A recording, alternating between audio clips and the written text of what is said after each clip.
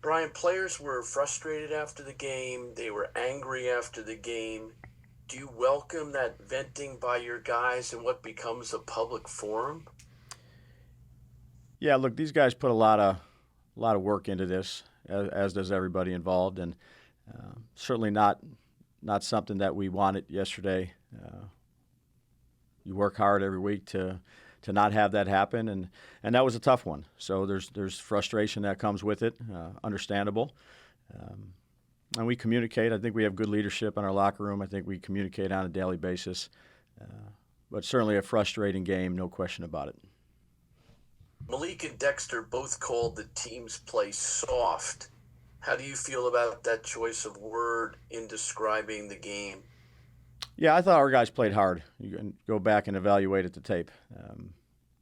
There was certain plays that you want back. We talked about some of the missed tackles that happened.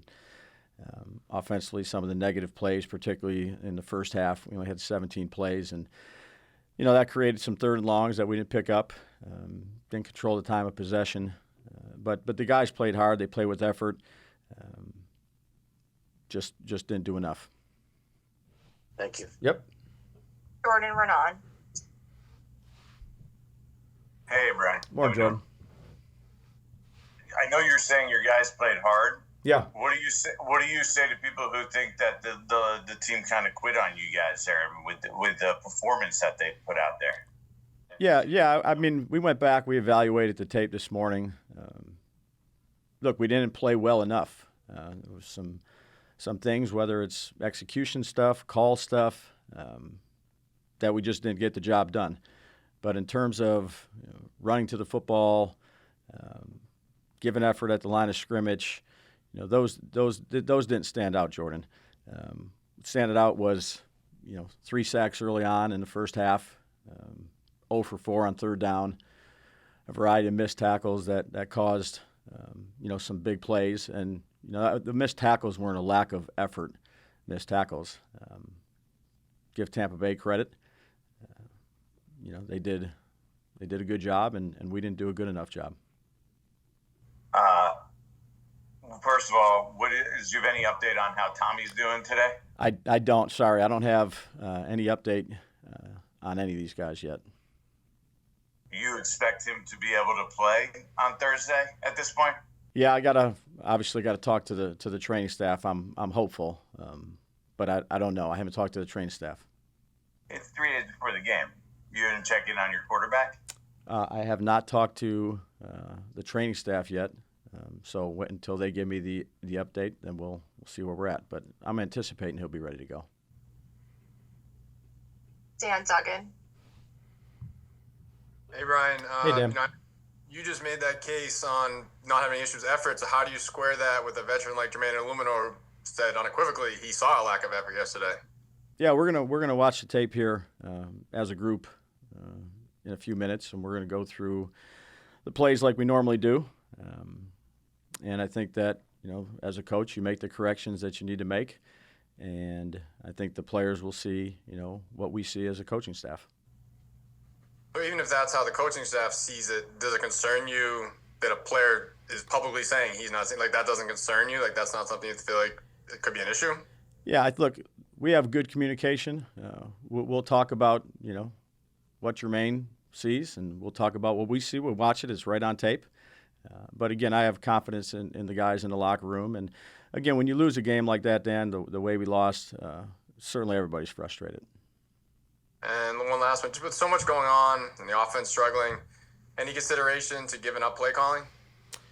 No, we'll stay status quo here in terms of how we prepare, particularly on this short week. But certainly got to do a better job. Paul Schwartz. Hey, Brian. Hey, Paul.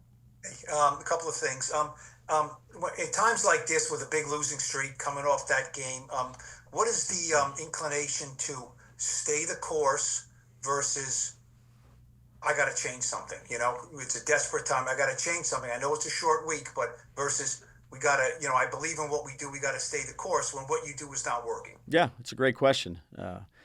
Again, I believe in what we do. Obviously, the results have not shown themselves. I believe in the people, and We'll continue to work as hard as we can. But, certainly you think about, things that you need to change or whether it's plays, whatever it may be, you're always thinking, what can you do to do better? And obviously there's a lot of things you can do better.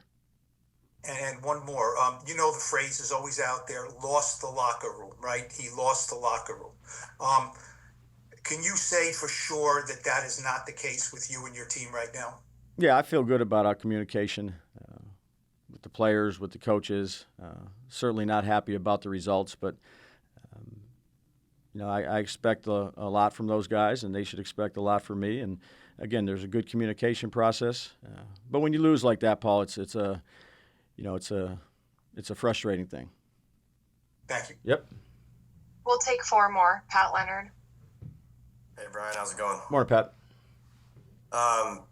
Malik Neighbors said the problem with the offense ain't the quarterback. He said it was the same problem when we had DJ at quarterback. He said to talk to you about the issues and about his lack of targets early. So that sounds like he's blaming the game plan, the strategy, the play calling on your end. How did you interpret those comments? Yeah, Leak and I talked last night. We talked this morning. He's a very competitive individual. Again, you want to get the ball in his hands, and I got to do a better job of getting the ball in his hands early. He's a smart young guy that's very competitive, Pat. And again, when you lose like that, it's a frustrating thing. But we've had good communication, as we always have.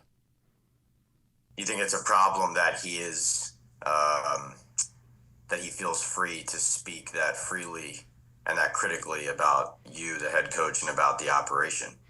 Yeah, I think. Look, I'll keep our conversations private, myself and Leaks, and look forward to getting ready here on Dallas. And one quick one, if you don't Sure. mind. I know you're saying you don't feel like there were effort issues, but I feel like the tape speaks for itself. How do you reconcile? Obviously, you want to present a good front as a leader of the team, but I mean, how do you correct the jogging and the lack of pursuit by some of these players? And how do you avoid those frustrations from happening the next time the team steps on the field? Yeah, I think you go through the tape, you make the corrections, and again, you tag. It's not all going to be perfect, no question about it. But you tag, certain plays that you want improvement, whatever area that is, technique, chase the ball, whatever that may be. And again, I think, it wasn't up to our standard in terms of just overall execution of play, but there wasn't. I wouldn't say there's a lot of guys, Pat, that were just, not giving effort. We looked at that with a fine-tooth comb this morning. Thank you. Yep. Mark Cannizzaro. Hey, Brian. Hey, Mark. I'm just curious. Last year you were, obviously there were a lot of injuries and things went the wrong way last year, and there was a lot of praise for how the locker room did stay together and down the stretch. I'm curious, what is the trick when there doesn't seem to be any hope to message these guys that there is hope, if that makes any sense? Yeah, no, look, you get ready to play another game, obviously, on Thanksgiving. You go through the things you got to get better at, and, you show confidence in your players and your staff, and you make adjustments that you need to make. And look, I've got a lot of confidence in the guys in that locker room, and say we have good communication, and we're going to work to do everything we can do to make it as good as we can.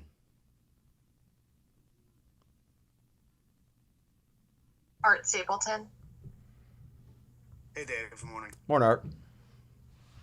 You mentioned communication. I know we've talked about this the last couple weeks, but just the idea of when you either hear the comments that were made last night from individual players or they are brought to your attention, are you surprised that you're hearing this sentiment, or is this something that you anticipate as a coach because of your conversations that you've had with the players with a continued, process to be in touch with them?